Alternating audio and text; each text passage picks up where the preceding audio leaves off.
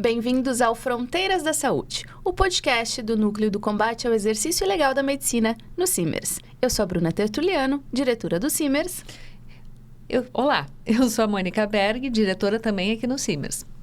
Bom, hoje o nosso assunto é sobre uma especialidade médica. Uma especialidade médica talvez não muito conhecida, mas muito presente na população como um todo, que é a medicina de família e comunidade.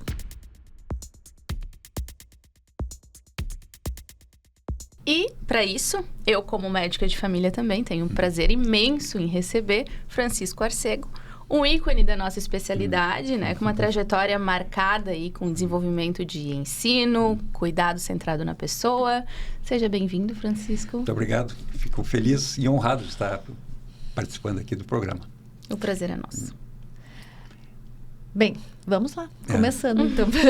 Bom, para começar, então, a gente já falei que é uma especialidade que não é muito conhecida, mas está muito presente, né? Então, tem muita gente que ainda confunde médico de família e comunidade, médico, ou só médico de família, né? Como a gente gosta de dar nomes um pouquinho mais curtos para facilitar, com o clínico geral, né? Essa diferença do médico de família com o clínico geral é uma especialidade que vai muito além disso, muito além mesmo do clínico geral. Como é que o senhor explicaria o que é a medicina de família e comunidade e, bom, enfim, isso, o que é a medicina de família e comunidade? Chega a suspirar. Não, porque essa é uma discussão super antiga. Sim. E eu acho que e ainda é presente, porque realmente ainda existe uma confusão muito grande. O que eu costumo dizer é que a medicina de família, em primeiro lugar, é uma especialidade médica como qualquer outra. E não é uma especialidade médica recente, uma especialidade médica antiga, já tem desde a década de 70, quando foi criada, pelo menos o campo de atuação como médico de família, aqui no Murialdo e em outras experiências nacionais. Então, não é uma especialidade nova. Infelizmente, ainda é uma especialidade que é cercada um pouquinho de preconceito, porque nós somos especialistas, as definições sobre medicina de família são muitas. Eu gosto de uma definição que diz assim, nós somos especialistas em problemas frequentes. E isso faz com que tem uma certa flexibilidade dependendo do local onde tu atende. Então, se, por exemplo, tu atende no norte, no nordeste, vai ter uma outra configuração, tipo de doença, tipo de população, e tu vai ter que ser especialista naquilo. Então, essa é a primeira definição. A outra questão é que, por ser uma especialidade, a gente exerce essa especialidade através do programa de residência médica, que também não é recente, é super antigo também. Então, essa, para mim, é a grande diferença. O médico, o generalista, é o médico que terminou a faculdade e não tem nenhuma residência. O médico família tem uma formação que, por enquanto, são 2 ou até 3 anos com um ano adicional para alguma área de atuação específica dentro da medicina de família. Então, essa, para mim, é essa grande diferenciação que tem que ser dita. Existe um programa de formação credenciado pela Comissão Nacional, reconhecido pela sociedade, pela Associação Médica Brasileira, pelo Conselho Federal de Medicina. Perfeito, né? A gente costuma falar bastante também que o médico de família é aquele médico que ele lida com pessoas e não necessariamente só com os problemas de saúde dela. E que tem um cuidado integral. Se a gente for pensar nas outras atividades, nas outras áreas que lidam com cuidado integral, então a pediatria, de repente, a geriatria, como é que entra a medicina de família abraçando essas outras especialidades que também lidam com pessoas e não só com problemas? Eu acho que está bem colocado. Em primeiro lugar, a gente não procura trabalhar de maneira coordenada com as outras especialidades. A gente não briga com os pediatras, nem com os ginecologistas. É muito interessante porque a gente fez um trabalho um tempo atrás que a gente perguntava assim, que era um médico, especialmente para as mulheres, né? E as mulheres consideravam o seu ginecologista como seu médico de cabeceira, né? É a referência. E eu acho que isso é perfeito, não tem por que brigar em relação a isso. O que a gente... Tinha um colega nosso que dizia que o médico de família é o especialista do berço à cova, no sentido de desde que nasce até quando a pessoa morre. Eu acho que está correto isso no sentido da gente trabalhar em todas as fases da vida e em cada fase da vida tem problemas mais frequentes. A gente sempre disse também que um bom médico de família tem uma resolutividade alta, em torno de 85% até 90% das demandas que chegam. A gente consegue resolver e resolver bem dentro da unidade básica, desde que, obviamente, tem estrutura para isso, encaminhando os outros 10% para outro especialista. O que eu sempre comento é que a gente cria uma rede de atenção para os pacientes. Então, a gente conhece o bom ginecologista, conhece o bom cirurgião, conhece o pediatra que nos dá a sustentação, e a gente tem que trabalhar conjuntamente. Um dos princípios da medicina de família, que se confunde um pouquinho com a questão da própria atenção primária da saúde, é a questão da coordenação do cuidado. Então, isso que a gente estava comentando antes de começar o programa, assim, um tempo atrás eu estava numa atividade em São Paulo, aí pegamos um táxi e tal, e o motorista perguntou, estava eu e outro médico de família. Ele disse, para onde é que vocês vão? Tal. Eu disse, não, vamos para um seminário para discutir medicina de família. Médico de família, o que é isso? Aí a gente perguntou para ele, tu não tem um médico? E o motorista disse, não, eu tenho um cardiologista, porque eu vou lá, tenho um neurologista, porque eu tive um AVC, tive um gastro, não sei o quê. Ele, nas contas, assim, numa breve viagem de táxi, a gente descobriu que ele tinha uns 5 ou 6 médicos diferentes. E é isso que acontece, né? Muitas vezes os vários médicos não se comunicam entre si e o paciente só vai acumulando. Muitas vezes, quando chega para nós, tem uma lista de, 10 medicamentos, talvez uns conflitantes. Alguns iguais, né? Exatamente, e outros conflitantes com os outros. A gente tem que fazer o trabalho de coordenar esse trabalho e justamente e ser o paciente, ser os espanhóis falam muito isso, né? Ter um médico de cabeceira, né? De ser uma referência. Então, dentro disso tem, entre os princípios que eu estava comentando, um deles é esse de coordenação do cuidado, o outro é o acesso, é a pessoa com quem a gente deveria procurar quando fica doente, quando precisa sofre algum problema de saúde. Excelente. Medicina de família geralmente é o primeiro contato da população com o médico, né? Do geral, assim, nem todo mundo tem acesso ao especialista cardiologista. O especialista vai num especialista médico de família ou, enfim, daqui a pouco é um generalista mesmo. É o primeiro contato que se tem. Como garantir uma resolutividade e também essa continuidade do cuidado num sistema de saúde onde a gente tem uma sobrecarga muito grande e onde a gente também tem uma rotatividade muito grande de profissionais. Como fazer isso? Esse é um problema. Eu acho que um dos princípios, além da coordenação do cuidado e primeiro acesso, a questão da longitudinalidade para nós é fundamental. Isso nem sempre é fácil de explicar isso. A gente trabalha aqui com os nossos alunos no internato e eles agora ficam 3 meses com a gente, né? O que é um avanço danado. E eles têm a primeira oportunidade que eles têm de ver o paciente num dia e rever daqui 1 mês, 2 semanas, 3 meses. Eles conseguem ver o paciente. E pode parecer um detalhe, mas faz toda a diferença no sentido de algumas vezes coisas que dão errado, outras coisas que obviamente dão certo, mas eles ficam maravilhados com isso. Então, o sentido da gente conhecer os pacientes ao longo do tempo, a gente consegue muitas vezes sem que o paciente necessariamente diga como é que está. Quando tu conhece um paciente há mais tempo, tu sabe exatamente o que está acontecendo de diferente, assim, um jeito que ele está diferente, sintomas que ele não tinha antes, que ele começa a ter. Isso é um ganho inegável, né? Felizmente, agora, na unidade básica, eu estava comentando antes que a unidade básica de saúde do hospital ali fez 21 anos, né? E tem pacientes que a gente já conhece há 21 anos, né? E tem, inclusive, pacientes que a gente fez o pré-natal, que agora está fazendo o pré-natal dos filhos. Então, isso dá uma sensação também de prazer muito grande, assim, no sentido de fazer a diferença. O paciente conhece pelo nome, sabe, o Dr. Francisco, tal, os outros colegas, então fica muito mais fácil da gente lidar com a questão. A longitudinalidade, essa rotatividade, eu acho que tem a ver com a própria gestão do sistema. Isso é um problema, que muitas vezes, também estava comentando antes que um dos problemas que a gente enfrenta é a questão da falta de conhecimento que os pacientes, mas também os gestores, eles não sabem exatamente como é que o médico de família pode ser melhor empregado dentro de um sistema de saúde.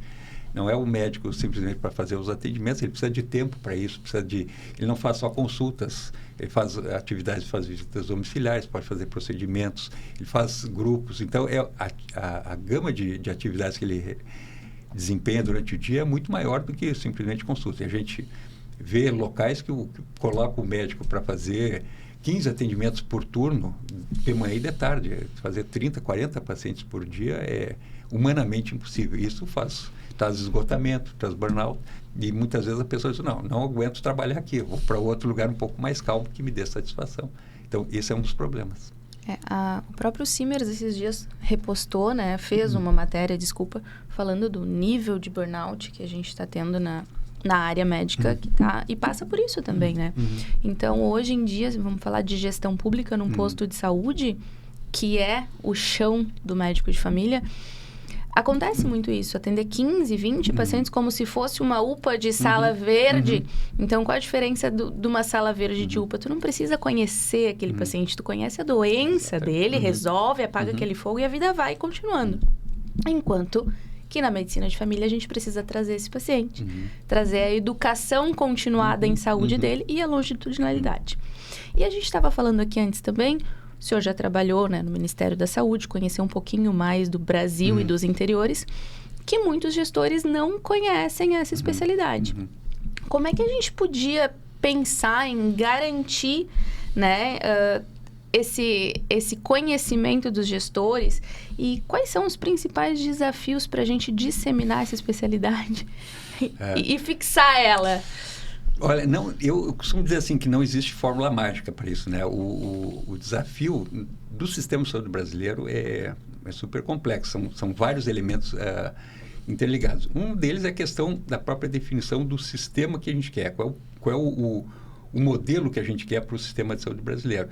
Basicamente, pela Constituição, ele está muito claro que a gente tem que ter uma atenção primária mais fortalecida, tem que ser uma atenção primária forte, mas isso tem a ver com o próprio financiamento. Hoje em dia, o financiamento, eu acho que, inegavelmente, a gente evoluiu muito nos últimos anos em termos de financiamento, mais recursos para a atenção primária, mas, mesmo assim, o sistema de saúde, em qualquer país, ele é muito caro. E a gente não consegue dar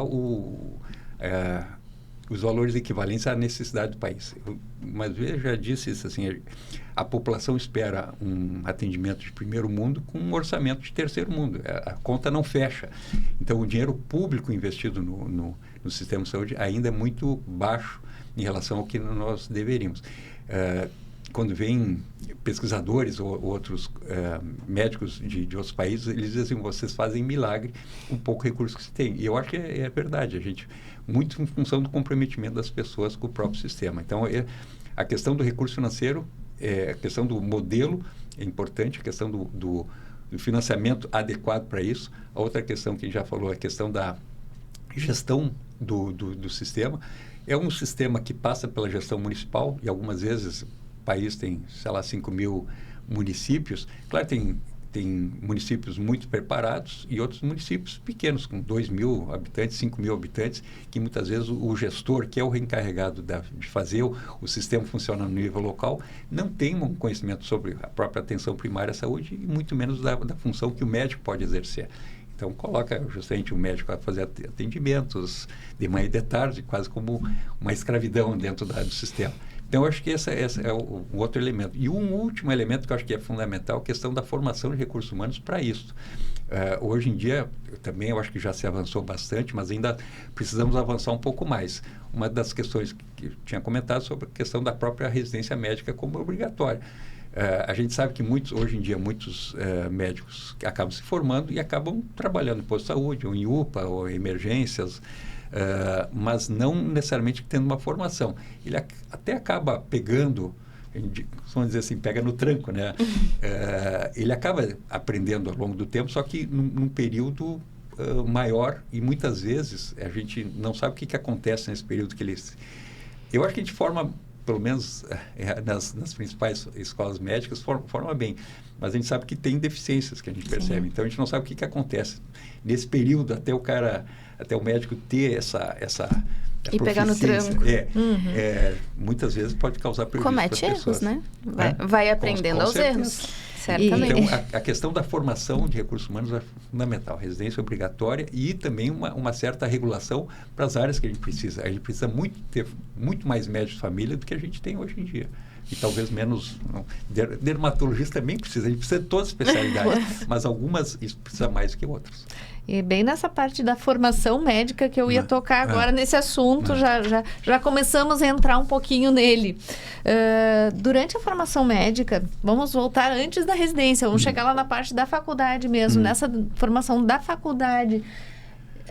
Atualmente, as faculdades, elas, enfim, toda a organização de conteúdo leva a ter uma formação um pouco mais direcionada a essa atenção básica também. Mas ainda falta bastante, né? Ainda falta essa virada de chave, ela ainda falta bastante. E tem muitos estudantes que não tem aquele desejo, aquela vontade de ficar na atenção básica, ser um médico de família e comunidade. Será que eles não têm esse conhecimento da especialidade em si? Será que isso não é muito abordado durante a faculdade? O que a gente pode mudar na formação do médico para que haja esse interesse a essa especialidade? Esse é um trabalho nosso, que a gente tem que começar a ocupar mais o espaço. Eu trabalho aqui na Faculdade de Medicina da URGS e é um departamento de Medicina Social meio que privilegiado em relação ao país, porque a gente deve ter 12 médicos de família, que é um número alto, assim, normalmente em algumas faculdades tem 1, 2, então aí fazem milagre, né, com relação ao curso. A gente tem esse número porque a gente também conseguiu conquistar um internato que tem uma carga horária grande, equivalente ao mesmo de outras áreas básicas, né? O mesmo da pediatria, da gineco, da cirurgia, assim por diante, com um número relativamente pequeno e com uma diferença também que exige dos professores um tempo maior, né? A gente não faz round, a gente passa o dia inteiro no ambulatório junto com os estudantes. Então, isso oferece uma experiência muito, muito interessante. Eu acho que existe realmente um desconhecimento e um certo preconceito. Eu acho que isso também tem mudado um pouquinho. Eu comentei antes, assim, eu sou muito otimista com relação a isso. A gente tem percebido uma mudança de perfil nos estudantes. Então, tem entrado mais estudantes por cotas e tal, que modifica de forma significativa assim, o perfil. Tanto é que saiu agora recentemente um trabalho mostrando que estudantes de cotas, eles estão muito mais propensos a trabalhar como médicos de família do que outros. Eu acho que é um dado interessante. Saiu recentemente isso, publicado agora. Então, a gente tem trabalhado um pouco com esse preconceito, mas também envolve eu acho que uma qualificação do próprio corpo de docente, dos professores. Mostrar para as instituições que somos capacitados, somos especialistas da mesma maneira como os outros.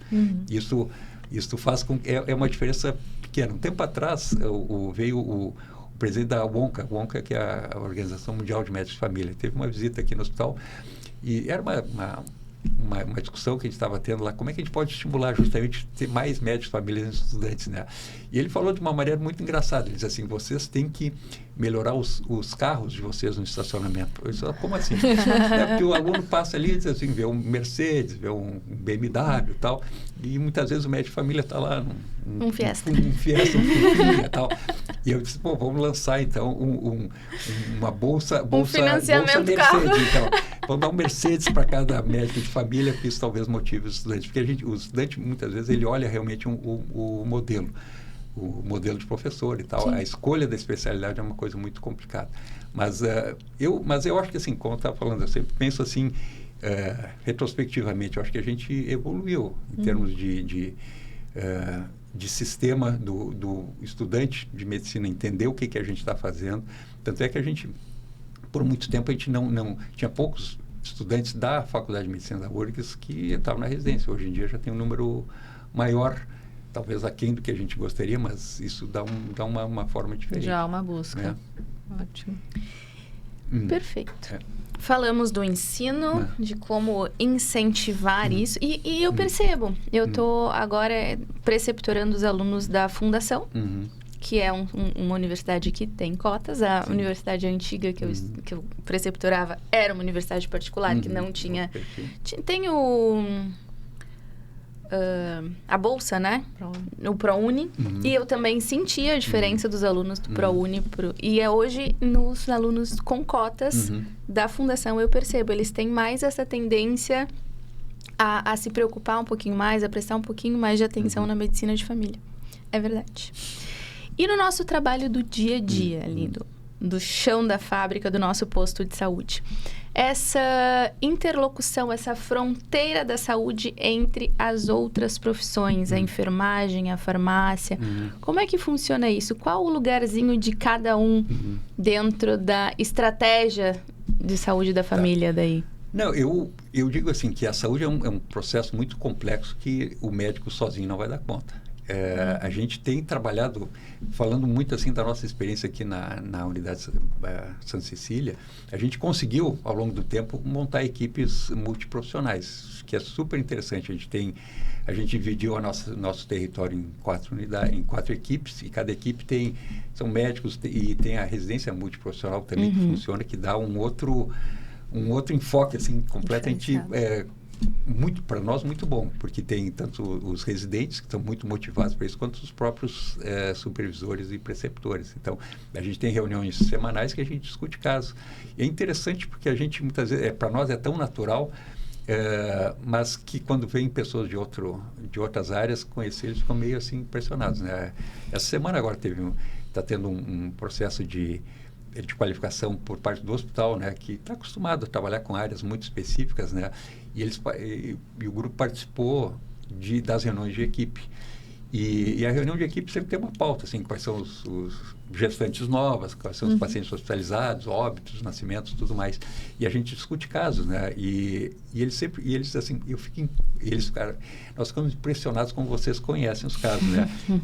Porque a gente conhece onde é que mora, os parentes, quem consulta, quais são os problemas familiares. Quem perdeu o emprego, exatamente. Qual é o filho que dá problema. Exatamente. E uma das coisas que chamou a atenção, que ela diz assim, quando está todo mundo reunido na sala, né, a gente não sabe quem é quem. Porque assim, tem médico, a gente tem médico, tem fisioterapeuta, tem enfermeira, tem nutricionista, tem assistente social, e todo mundo mais ou menos conhece. Eles ficam assim, a gente ficou na dúvida quem era cada profissão. Então, eu acho que é fundamental a gente trabalhar com isso, assim, no sentido de empoderar as pessoas. Tem muito preconceito também dentro do hospital, né? Também dentro desse grupo que a gente estava trabalhando, teve uma técnica de enfermagem que participam também das reuniões de equipe.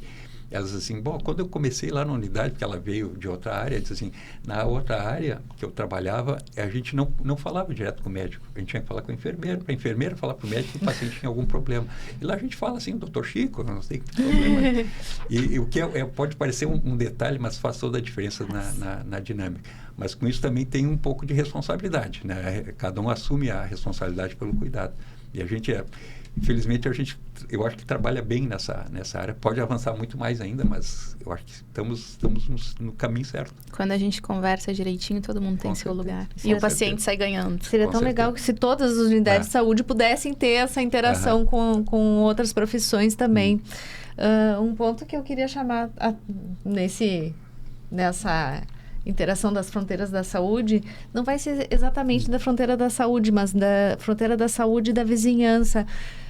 E aquele paciente que tem a dificuldade do acesso, mas o acesso mais fácil dele é com a vizinha que vai daqui a pouco falar de um chazinho, de alguma coisinha e tal.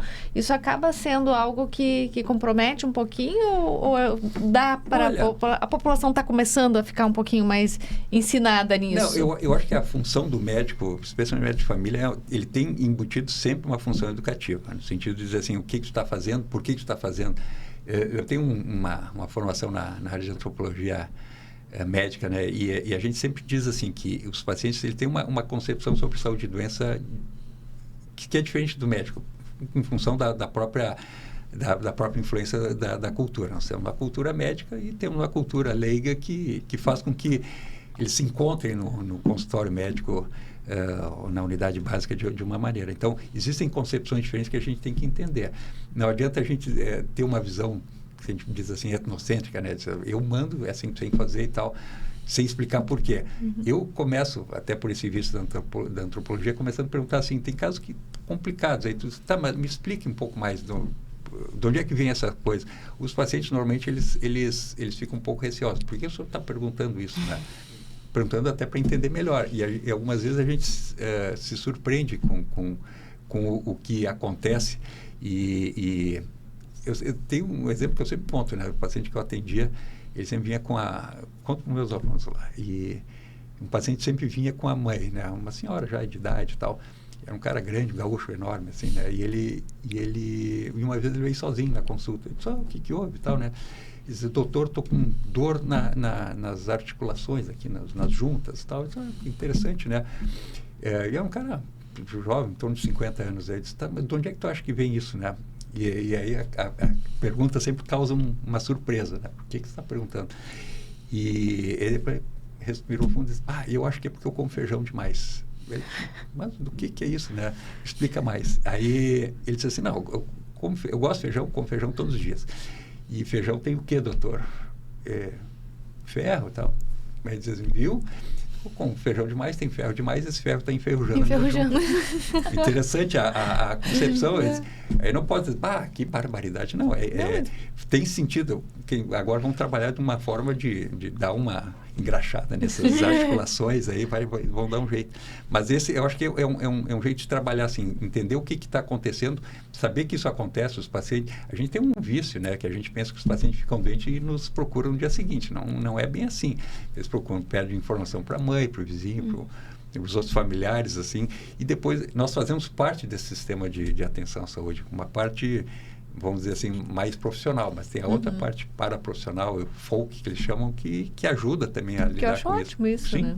Só que a gente tem que entender um pouco isso, claro, e trabalhar de uma forma educativa também, né? Perfeito. A gente falou aqui que da medicina de família, o chão da fábrica é o nosso posto de saúde, mas e no mundo particular? Como é que está a realidade do convênio médico, da consulta particular para o médico de família? Olha, o que a gente sabe é que os planos de saúde têm descoberto os médicos de família porque é muito mais custo efetivo. Tem locais que colocam o médico de família como, no exemplo inglês do gatekeeper, né? No sentido assim, ele tem que passar por um médico de família para consultar com o especialista. Quase uma triagem, né? Eu acho que é mais do que uma triagem. Eu acho que no sentido de ter um certo... aí uma coordenação do cuidado. Porque a gente estava falando antes, assim, da questão do preconceito e do desconhecimento. Então, o cara diz, bom, eu tenho uma dor no peito, acho que eu tenho que ir no cardiologista. Eu tenho uma dor de cabeça, tenho que ir no neurologista, e assim por diante. Aí tu chega e explica para o paciente, olha, não precisa, vamos fazer isso.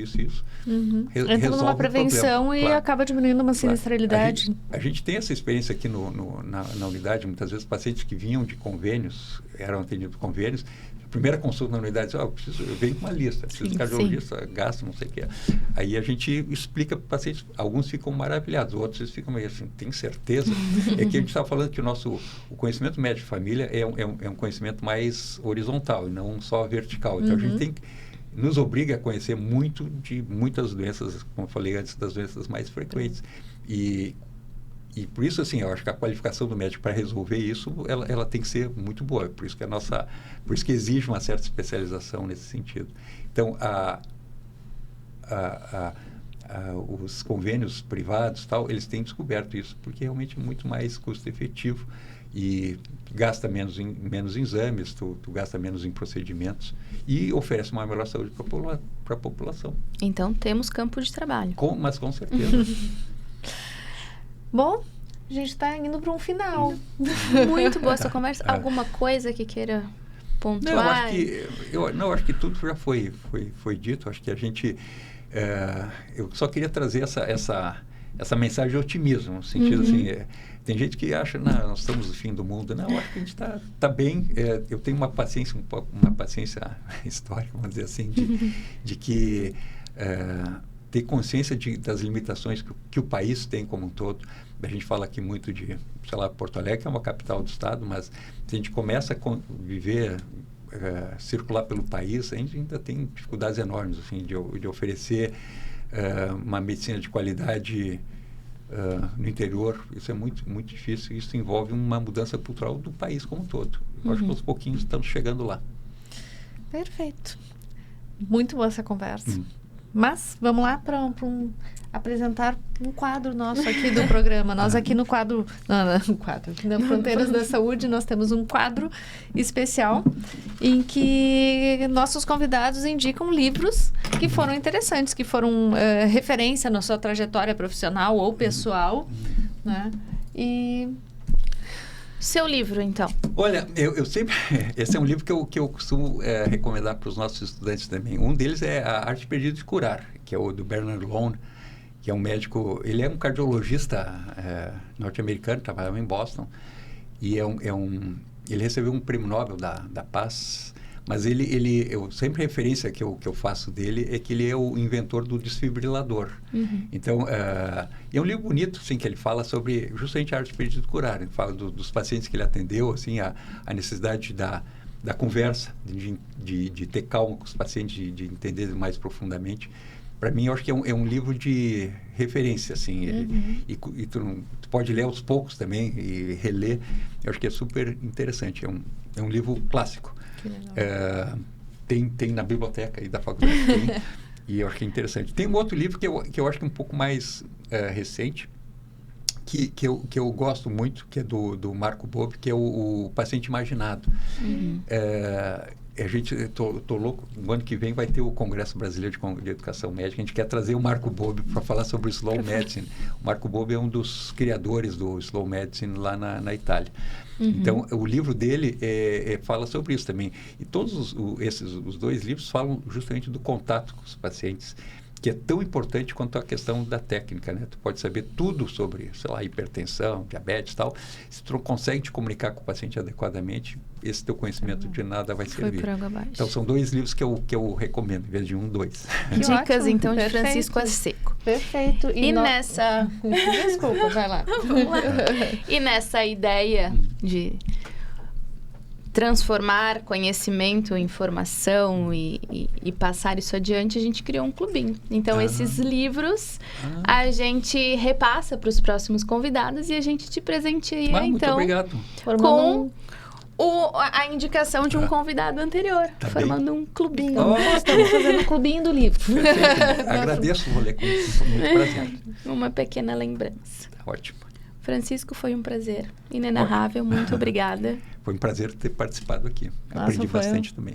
Foi um momento muito bom, uma troca de ideias, troca e mais um recebimento de ideias, né? Muito, muito bom. Muito, muito obrigada Perfeito. mesmo. Parabéns Isso foi pelo trabalho de vocês. fantástico. Obrigada.